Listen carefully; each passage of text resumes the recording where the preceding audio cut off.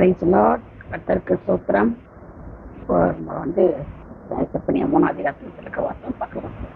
14 சீயோன் குமாரத்தியை கெம்பீரித்து பாடு, இஸ்ரவேலரை ஆர்ப்பரியுங்கள்.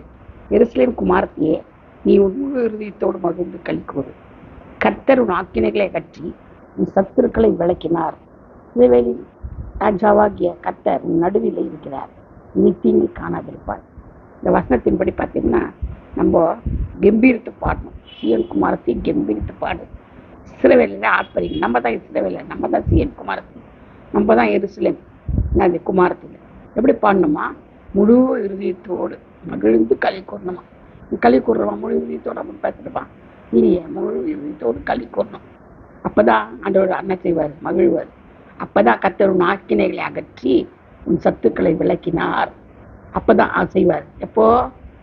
முழு இருதயத்தோடு களி கூறும்போது தான். இஸ்ரவேல் ராஜாவை கர்த்தர் நடுவில் இருக்கிறார், இனி தீமை காணாதிருப்பார். நம்ம இயேசு நம்ம கூட இருக்கிறதுனால, ஆண்டவர் நமக்கு நடுவில் இருக்கிறதுனால நம்ம என்ன செய்ய மாட்டோம்? தீங்கை காண மாட்டோம்.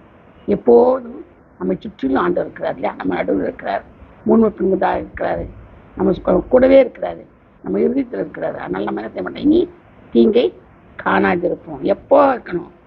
முழு இருதயத்தோடு மகிழ்ந்து அவரை குறித்து களி கூறும்போது கர்த்தர் இந்த காரியங்களை செய்கிறார். ஆமென். Praise Lord.